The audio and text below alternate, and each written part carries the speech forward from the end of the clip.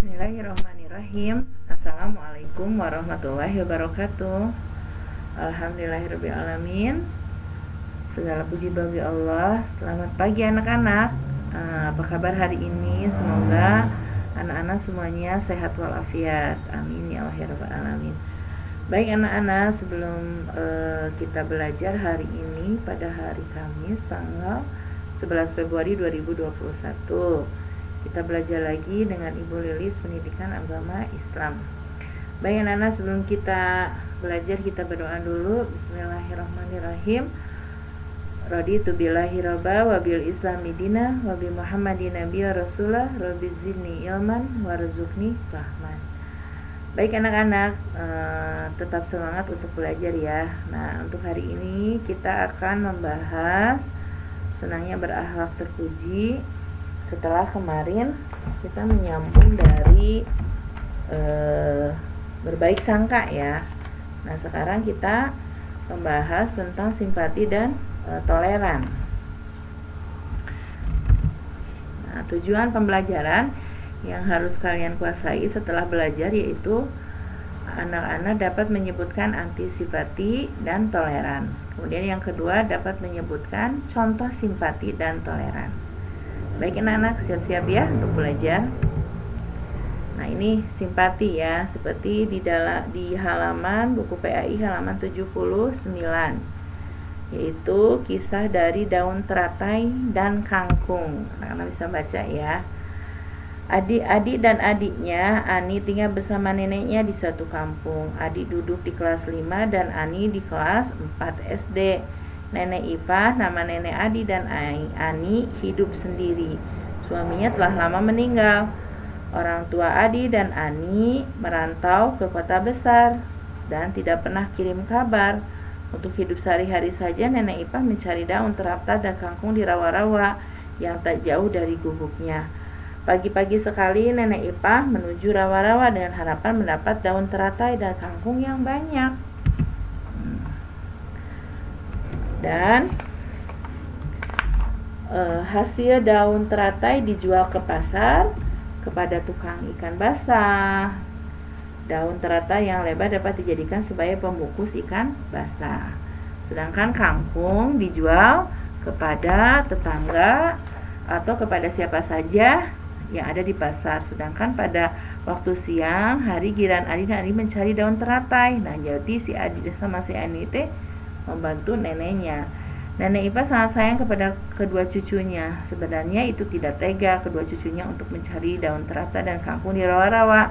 Tetapi harus bagaimana lagi? Ia harus meneruskan hidup dan kedua cucunya harus tetap bersekolah. Padahal hasil penjualan daun teratai dan kangkung itu tidak menentu ya, tidak terlalu besar. Terkadang mendapat uang 7.500, kalau beruntung 10.000, kalau beruntung lagi 15.000 dalam sehari. Masya Allah ya. Memang pendapatan nenek Ipah dan kedua cucunya tidak seberapa, tapi mereka merasa cukup uang jerih payahnya itu untuk keperluan sehari-hari daripada harus mengemis di jalan. Maka kita harus patut bersimpati apa yang diusahakan Adi dan Ani. Keduanya berjuang membantu nenek mereka untuk mempertahankan hidup. Nah, semoga anak-anak yang bernasib seperti Adi dan nenek selalu mendapat kesehatan dan menjadi anak yang sukses di kemudian hari.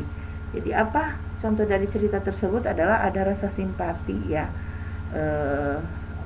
apa yang dialami oleh Ani dan Adi ini ya, ada simpati, ada merasa apa, oh iya sedih. Nah, inilah seperti itu. Jadi jangan cuek atau itu mah udah biasa, harus ada simpati, perasaan gitu ya.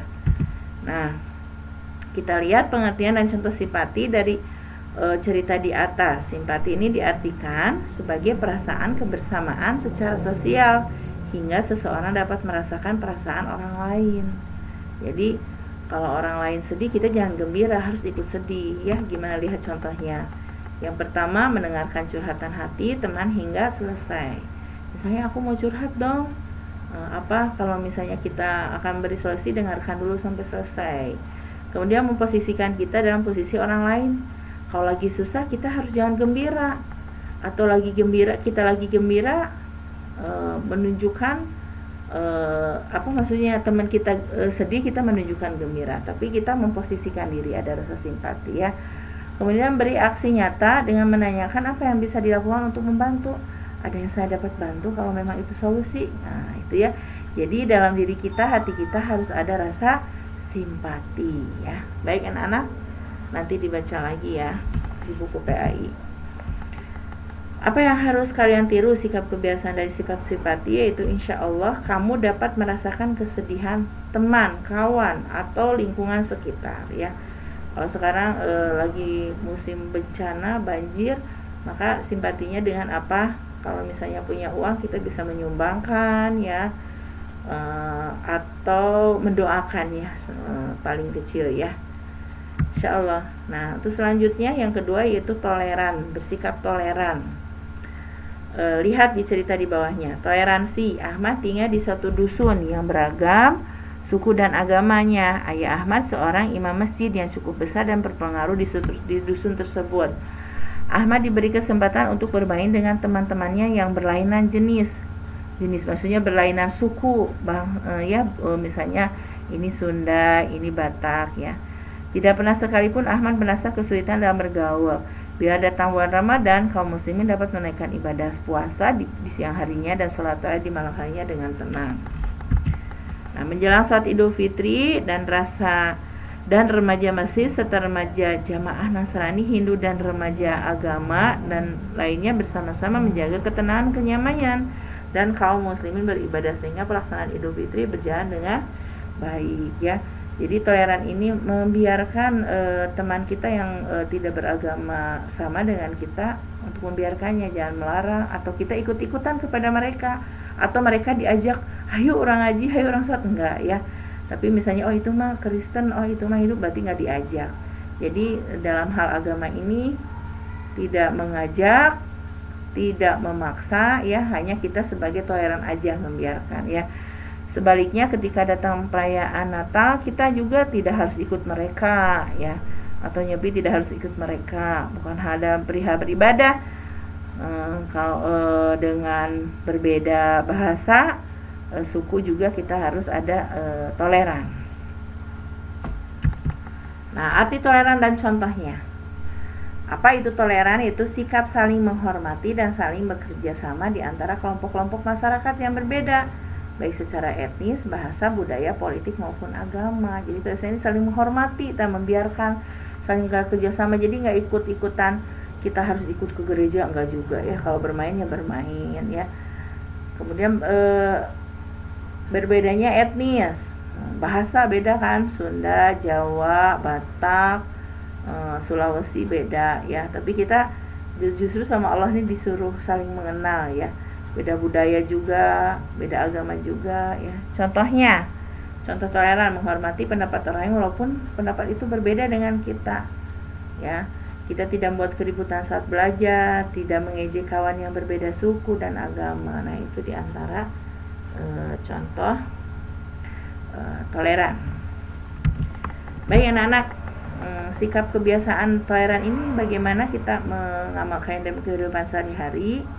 Kalian harus dapat memahami dan menerapkan perilaku toleran kepada siapa saja ya. Insyaallah anak-anak bisa bagaimana kita simpati dan toleran dalam kehidupan sehari-hari. Mungkin itu yang dapat Ibu sampaikan hari ini. Mudah-mudahan anak-anak bisa memahaminya ya. Kalau misalnya tidak mengerti, boleh bertanya, boleh telepon Ibu atau boleh voice note. Baik anak-anak, nanti setelah ini anak-anak setelah baca buku tentang simpati dan toleran ya, yaitu di halaman 79